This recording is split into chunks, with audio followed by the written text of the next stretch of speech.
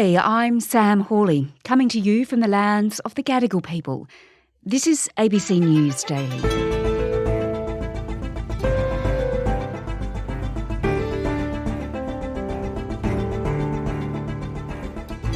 When Iranian woman Mahsa Amini died after she was arrested for breaching strict dress rules for women, protests erupted not only in Iran but across the world, including in Australia. But some of those who attended rallies here say they're fearful because they believe they're being watched by the regime. Today, background briefing reporter Masood on his investigation into how Iran intimidates its critics in Australia.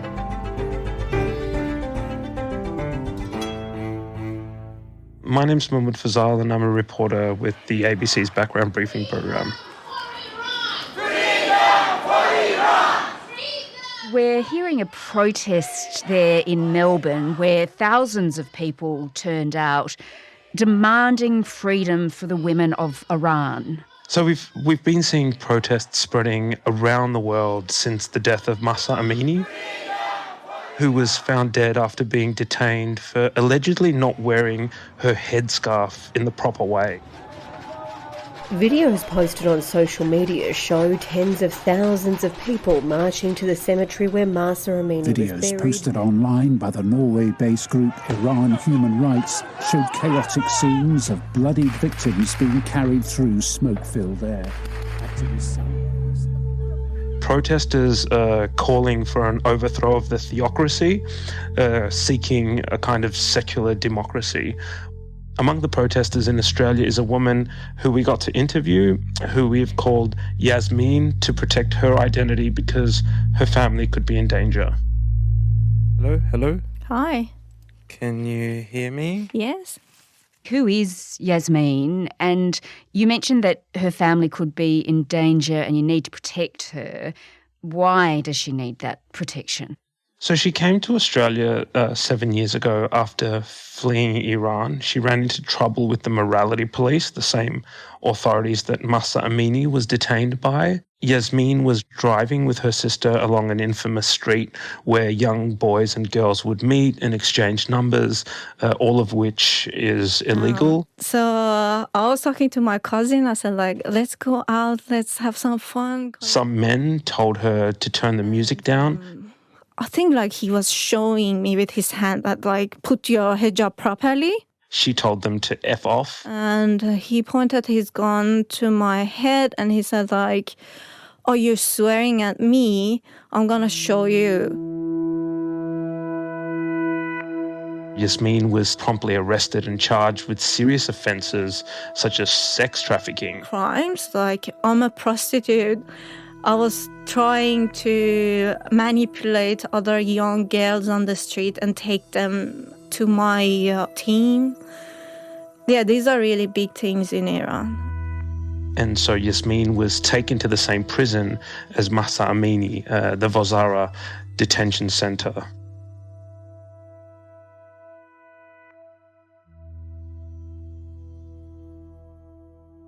She was beaten with her sister as they were arrested. They were throwing punches and kicking. The other guy was bashing my sister and he kicked my sister. But what was more concerning was the crimes they were charged with being punishable by death, a capital offence. She spent all night thinking she'd be stoned to death. Dying is something, being stoned to death is another thing. Honestly, I was thinking, I'm done. I'm not gonna see the outside world again.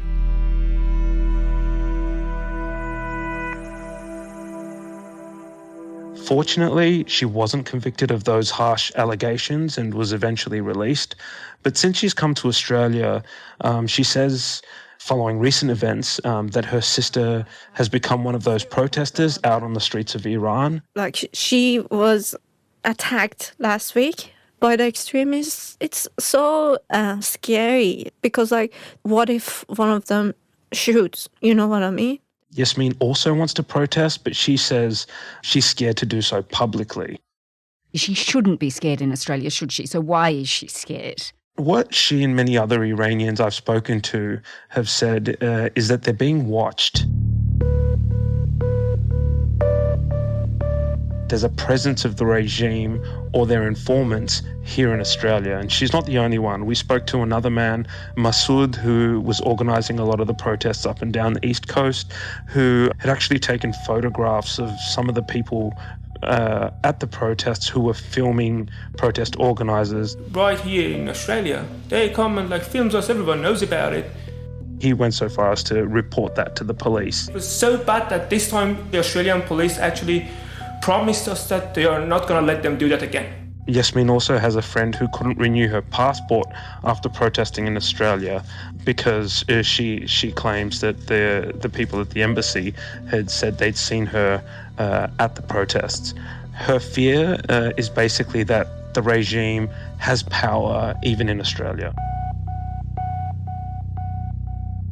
And so she fears that Iran has people in Australia watching or keeping track of what she's doing. Is there any firm evidence that that is happening? I've spoken to several people who say that after they've been at protests in Australia, their family in Iran have been visited and threatened by the authorities. Human Rights Watch has said that this is a common tactic that they've used over the past decades, the regime. The people I've spoken to say that this specific technique is working. People are afraid to speak out. Most of these people won't speak publicly for fear their family will be targeted.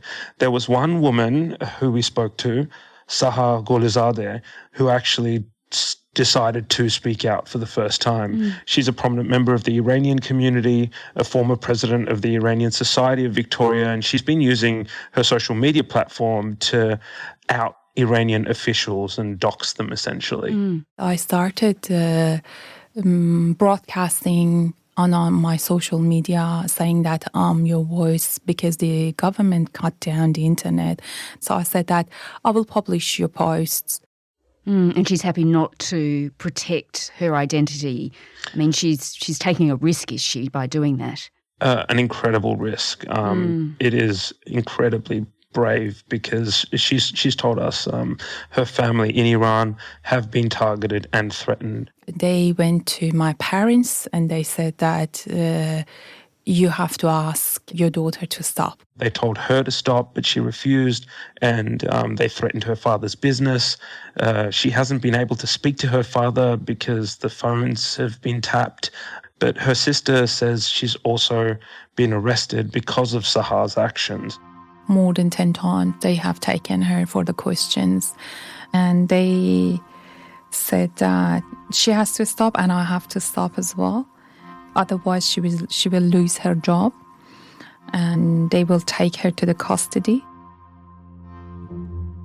The regime even went so far as to draft a text they had a relative of hers send to her, telling her to say if she'd been brainwashed. It read like a kind of confession. She was asked to sign it and post it on her social media platforms. So did she do that? Did she comply with that demand? She did not. She says she has her family's support, even in the face of these threats. But she has been too afraid to go to the protests over the past few weeks. She's decided to stay home.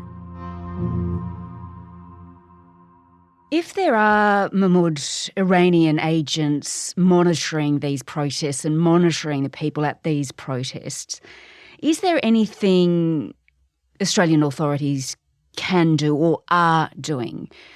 Because we live in a democracy. We have the right to protest. This shouldn't be happening here. Yeah, but it's not clear what they're doing. Some of that is because organisations such as ASIO can't comment on, intelligence. But some experts in this space say there's a lot more the Australian government could be doing. You might remember Dr. Kylie Moore-Gilbert. She's the British-Australian academic who was jailed in Iran for 2 years on an espionage trial. Both her and the Australian government reject her charges as baseless. But she says the threat from Iranians operating in Australia is real. There are Iranian intelligence, and I've been targeted by them myself, and also Iranians who are sympathetic to the regime who could be prevailed upon to provide information or inform on their compatriots in Australia, even if they're not trained up members of the intelligence. She says she's pretty sure her lectures are being monitored and that she's become the target of hacking by the Iranian government. I have had some of my events monitored by Iranian individuals in a suspicious way, and it's probably because I haven't gone away quietly and I've continued to speak out.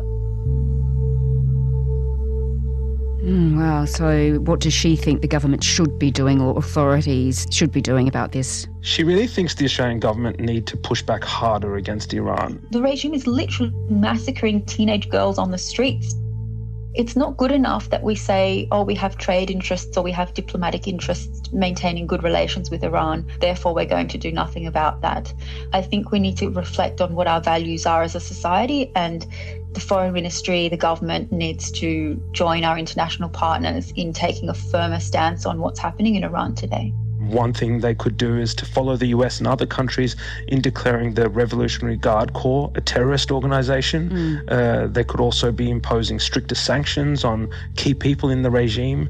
Many of the regime have children who study in Australia, and even the current communications minister, the man responsible for the internet crackdown, was awarded a PhD at University of New South Wales.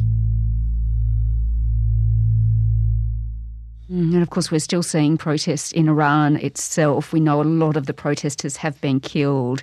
You've spoken to these Iranians here. It must be so difficult for them to watch that from afar. It's incredibly difficult for them, but they want to stand up and take part in that sacrifice.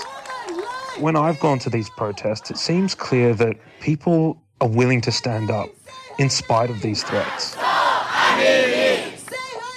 One recently I went to in Bondi in Sydney, there was a protester who spoke about the fact that his family support him, support his advocacy and his protesting because they know it needs to happen. I called my family and I told them, you may get arrested. You may get arrested because I'm active. They understand that there might be a price for their resistance, but they're willing to take that risk.